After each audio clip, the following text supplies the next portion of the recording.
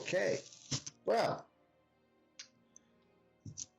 hopefully, welcome back everybody.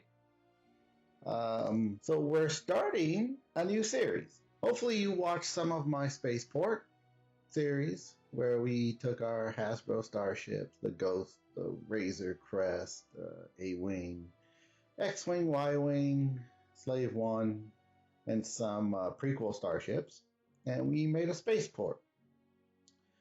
Now that was my first YouTube videos, and to be honest, they suck. Like, the end product is fantastic. I love it. It's sitting over there. You can't see it on camera because we've got this new setup here. But I learned a lot from doing that. The first videos were made with my my iPhone. And sometimes I had a vertical, sometimes I had a horizontal. And then I didn't do anything but use iPhone audio to record it. And, you know, my YouTube manager, the Donut, was frustrated throughout the entire thing. But we have made some upgrades. Using the camera that I bought about halfway through the previous series. It's not the greatest camera, but it's good for long distance. I was messing around with it yesterday and trying to see how to get up close, but more sharpness. And it looks like this camera is not very good for that. So for up close videos, I might use my iPhone. And for audio, the audio that came with the audio mic that came with this camera was okay. It wasn't great. But now, I'll try to pick this up without making too much racket.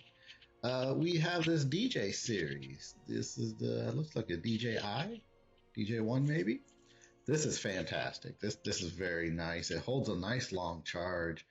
During Amazon Prime days, I got this set. It comes with the main unit and these two microphones. There's one over there and there's one right here.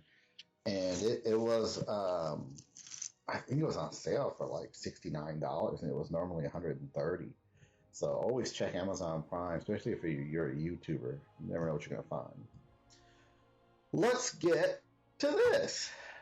You see, we've got our extruded polystyrene foam. This is a 4x8 sheet. On the spaceport, you know, I really didn't plan it out well as to how I should have cut that. This time, we're going to keep things modular. But I took the sheet and I had to cut it in half. There's a line going down the middle here. You can't see it, but it is there.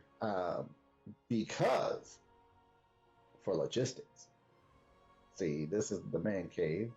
It's in my basement, 700 square feet of Star Wars junk. And my stairs turn back on themselves, right? So I have to go down, do a 180, and then go down again. Well, a 4x8 sheet of anything is not going to come down here. Trust me, when they did the drywall for this basement, they were... Ooh, the people from the hardware store were not happy because they had to deliver. We had to cut each sheet into 4x4 and then bring it down. They hated me. But I didn't design the house. So, what are we doing? This is episode 1 for the Battle of Hoth. This is the motivation for the YouTube channel completely. And some people recommended that I not start with that one since I was so into making that one as the first one. So we did the spaceport. I watched a lot of YouTube videos on terrain building. Been watching them for years before I even thought about doing a YouTube channel. And I made little things here and there. But that was huge. That was huge. That is, I'm looking at it now. I think it's about 4.5 feet by 6. Now this, we're going to keep this 4x8. And I'll show you, you'll see why, because we're going to put some stuff on here. Went to my local hardware store. They were having a sale, so I got another table. It's a, I think it's a 29-inch by 8 feet. And just the one table, because I don't think we're going to need 2 tables. And plus, it's just more money. The table was like $60. I didn't want to spend another $60 on another table. So let's bring up some clips and stuff from the Battle of Hoth. If you haven't seen Empire Strikes Back, I'm not sure what you're doing here. But that is the main subject of this series. Empire Strikes Back, 1980. Oh my God, what I was 7 years old? 6 years old, sorry. And I remember. Oh boy, I remember. And when the toys came out later that summer, or, well, yeah, that summer, and a lot came out the following year in 1984. I went out and, cut grass at, 70 years old just so I could have money to buy Star Wars toys. Okay.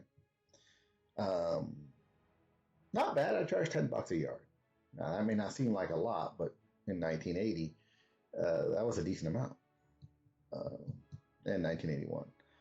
So let me bring up a map here. So what you're seeing now, and I'll put the link to where I got this map. This is an overall, this is one of the better maps out there of Hoth. At least the Battle of Hoth, right? Hoth is the planet. There's a lot going on here. They labeled every glacier. You can see, where Han and Luke were found after they spent the night outside. You can see where the Wampa attacked, the Wampa's cave, all this stuff. Well, I'm not interested in that stuff. However, this square here is where we're going to focus. Here is the main entrance, the Echo Base, which was the Rebel base on Hoth, right? Echo Base. This is roughly where the Imperials landed. And then this is the path they took. Now, some of them went directly towards the main entrance of the Rebel base. And then General Veers broke off with his battle group, which I believe was called Blizzard 1. Let me look real quick, because they have it labeled on here. Yeah, I think it's Blizzard 1. This is, so there were a lot of AT-ATs involved, and some of them didn't quite make it to the Rebel base just because of the terrain and other stuff. In fact, I believe they had 12 AT-ATs, and of the 12, by the time they actually got to the Rebel base, I think there was only 3 left. They lost a lot along the way. So, what I would like to depict for this series is the overwhelming firepower and war superiority of the Imperial complex. Okay?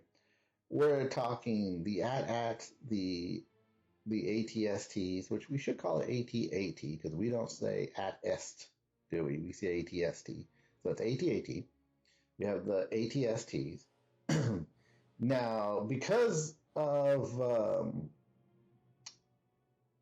financial cost of filming that stuff, in the movie you saw the AT-AT, the ATST, and the troops. You didn't see much else. But as the prequels came out, and then Star Wars Rebels and other shows, you see that the Imperial military complex had a lot at its disposal. They had a lot of equipment. And what I would like to do is show a task force of the Hoth battle force. So we're just going to pick maybe Blizzard 1. And that comprised usually, I believe it was maybe an AT-AT, a couple ATSTs, and other equipment. But I have some other things that I'm going to include in the display because they're cool and I have them. So I want to plan this out very well. In the spaceport, there was nothing to really, it was all out of my head. And trust me, you don't want to be in my head. There's all kinds of crazy shit going on in my head. But I'm going to have to pick up this microphone in a minute because I'm going to start moving stuff around and all the scratching and everything's going to get in the audio. We have 4 foot by 8 feet. And eventually, when I put this on display and I'm done with it, it's probably going to go right here along the wall.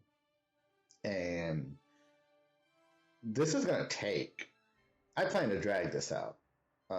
Shorter videos that focus on specific things.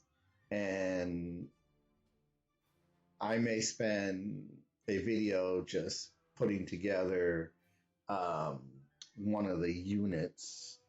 Oh, let me see. I got one here. So, for example, this is the Star Wars Legion Imperial Stormtroopers upgrade expansion. There are, four plastic miniatures in here. I don't play the game, but I like the figures. And I'll have the figures out in a minute.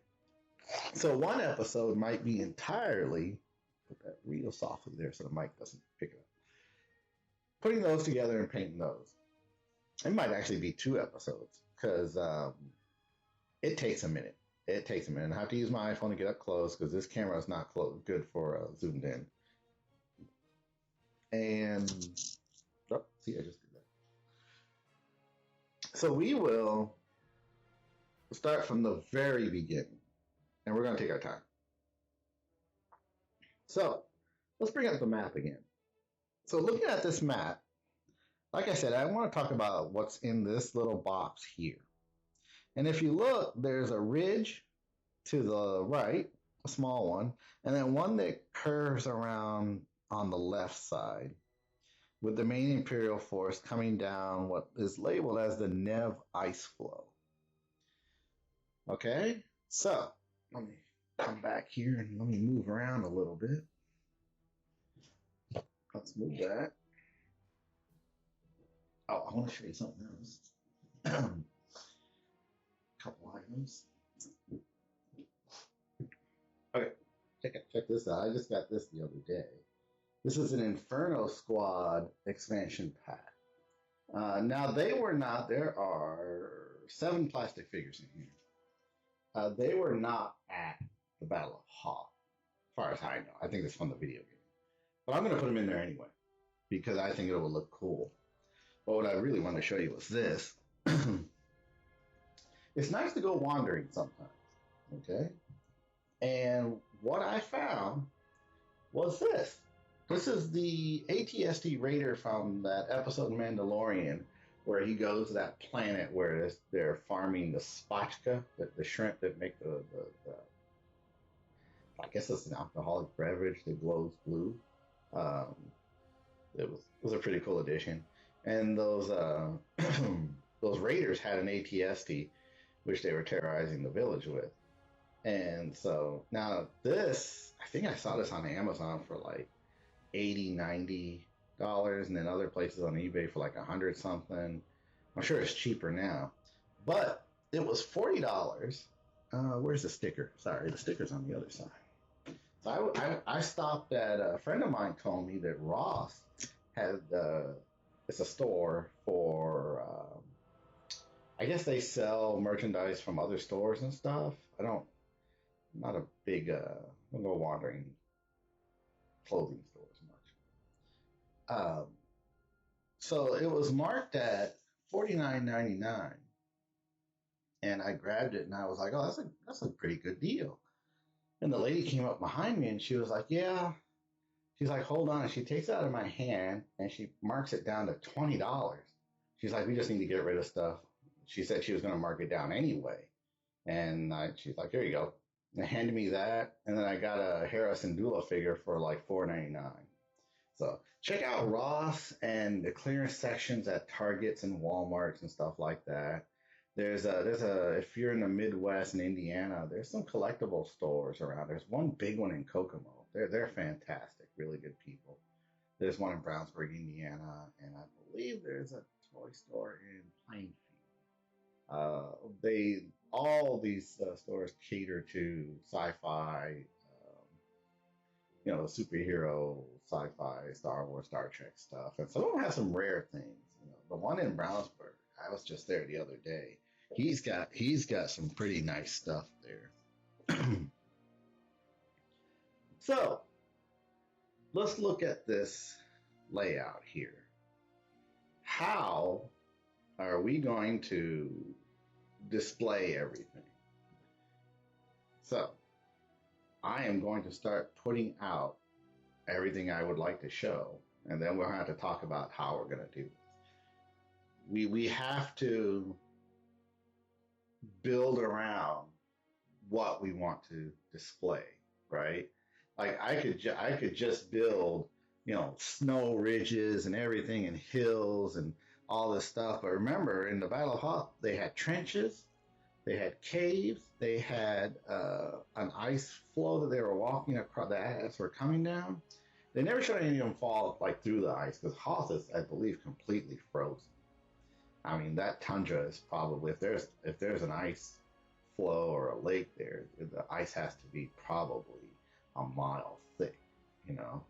Um, so, give me 1 second, and I will put everything out, and then we'll talk about it. Okay, so first thing is we've got our AT-AT. Now this is, I don't remember what year this one came out. This is one of the more recent ones, actually. And it is probably the best one. I believe it was one of the biggest ones. It came with the speeder bikes and everything. And this one is just my favorite. If you find one in a box, you're looking at about $500. Now, the toy store that I mentioned, Brownsburg, and I'll put up the links to the toy stores. He has one. I don't think it was quite 500. I think it was more like 375 or whatever. What he does is he goes to eBay and he says, okay, well, if they're selling it for $500, I'm going to sell it for $475. You know, they're really the two guys. I just met them the other day. They're fantastic people so far. But look how big this is. This is huge. I can get the measuring tape here, and I can show you just how big this fella is. I mean, it stands 25 inches tall. It's about 27 inches long, and probably about 8 inches altogether wide. Yeah, about 8 inches total. This is, I could go and buy, they have some smaller versions. Hasbro has come out with a variety of these. I could go buy 2 smaller ones and use those instead, or 1 smaller one. But again, this is the one I have. And unless they come out with one sometime in the year or so, I don't want to spend $400 or $500 on another one.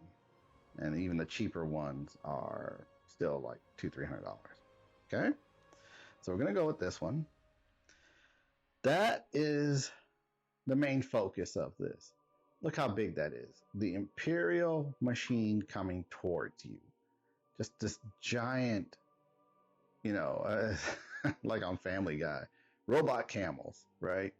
I don't know if you've ever seen that. What we also have is the ATST. Now all of the Hasbro toys I'm going to put out are for 3 3/4 inch figures. And as an example, here you go. Right? Let me turn my little focus thingy this way. There we go. So you see, but the figures we're going to use are much smaller, right? So as an example, let's grab a snow trooper and a stormtrooper. Okay, so these are from Star Wars Legion. This is just a 3 3/4 inch Hasbro figure. This is the one that actually goes in here. I don't think that's General Veers. That might be him. I don't think so. So you see the difference. However, I like the Star Wars Legion figures. There's a lot of variety of them, so we're gonna go with that. Now look at the difference in size here. This is what I'm going for. If you remember in Empire Strikes Back, when Luke was his snow speeder crashed and he was getting out. And when that foot came down and smashed the snow speeder, the AT-AT's foot, and you compare how big he was to the AT-AT, that's about right, right? Because he was not this big, right? Let's move that over. I mean, Luke was not that big. He didn't stand as tall as the foot, right? He was more like this big because the snow speeder fit entirely under the AT-AT's foot. So that's the look we're going for. There it is. So here we go. Now there's a figure that comes in here. I don't remember which series this was. I think this is just one of those little shelf display ones. Now there's a guy in here. He's a little big.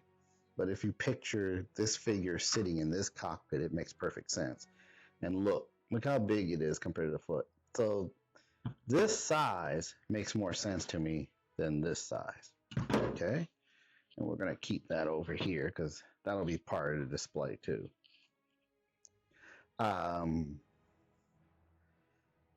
So we've got our AT-AT, and we're going to start putting out some squads here. I'll just talk while I'm doing it.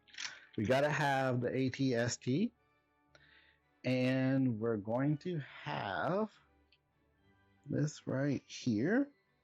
So also from The Mandalorian, we have the Imperial Troop Transport. Okay, so let's bring that up a little bit so you can see it.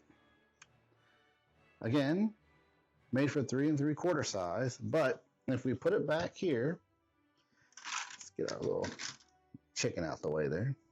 And these guys were standing next to it. It works. I think it works well. Remember, we're showcasing the Imperial machine. Now, we also have from, I believe, Rogue One, the Imperial Combat Assault Tank. We'll come around on this side now. And there you go. I don't know if you ever saw one of these. I saw this in Rogue One, and I was like, oh, I hope they make a Hasbro toy of that. You know, I really liked it. So that'll be over here. We're making an entire battle unit, okay? So that's one of the things I liked about Rebels, Star Wars Rebels. It's animated, so they were able to show a lot more stuff. They didn't just have an AT go out by itself. It had support units, okay? And if you look at military doctrine from World War I, World War II, whatever, even Navy doctrine, the aircraft carrier is never by itself, right? That's dumb, okay? There's ship-to-ship missiles that they can fire at that thing and wipe out, 5,000 people in one go. But that's not military doctrine. Doctrine states that an aircraft carrier has support ships. Okay, you got destroyers, you got cruisers, you got guided missile cruisers, all this stuff to protect not only the aircraft carrier, but they form a cohesive battle unit. And that is what we're going for. So, we're going to start putting more stuff out. As far as troops go, we have Inferno Squad, which will probably be back here somewhere. We have Stormtroopers squads that will be there. And we are going to have to show one of my favorite things in all the Star Wars thing, Imperial probe droids. Now, the downside is, by comparison to the Star Wars Legion figures, these guys are huge. They're too big. But I don't think Star Wars Legion made an Imperial probe droid figure.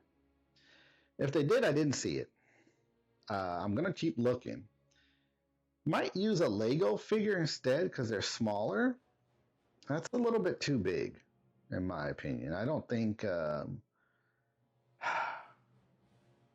I suppose we could leave it that big, but that just seems too big to me, So, now, be smart and check the battery on my camera. Yep, we're at 3 bars. We're fine. Recommend that you always have a cup of coffee with you. Makes the day go smoother. Keeps you from murdering your coworkers too. So the snow speeder may sit over here and we'll bury it in snow or something. Okay, so here we go. Here is what I think a battle unit will look like roughly. So you've got a troop transport there to the right. We've got, let me get a pointing stick here. So you see our setup now. And obviously we've got some things in boxes, but we'll deal with that. So here's our ATST. Here's our troop transport. We have a squad of death troopers. We have over here, let me turn the camera a little bit. There we go. We have a squad of snow troopers, stormtroopers, and scouts. We're probably going to mix up the scouts a little bit. They're not, I mean, you don't put all your scouts together, right? But we've got our droids. So looking at several squads of various troopers, some noise in the background there, including this one. I just got this one too, range troopers. So I don't know if you remember if you watched the movie Solo. That's pretty much what Han Solo was. It looked like he was a range trooper. Now what that means, I have no idea. I do not know. Let's read the back here. Range troopers are specialized stormtroopers sent to frontier worlds across the galaxy that have recently come under Imperial control. Okay, so they work in a variety of climates and terrains. Heavy duty magnetic boots. Okay. So, we'll probably have a squad of these guys too. So I'm just gonna put this over here, right here, as a placeholder, right? And then, trying to think, is that all the Imperial stuff I was gonna put? So we got the tank, the trooper, yeah. So, and we also have the other ATST Raider that I'll take out of the box and probably repaint. This ATST that's standing right here, you can hear that. He is wobbly as anything, and he's missing the top part too. I do have another one I can show you, which I really like, but this is the Black Series Battle on Endor. Is that in view? Yeah, that's a good view. It's a little reflective there, but you get the idea. This is fantastic, but I don't want to open it.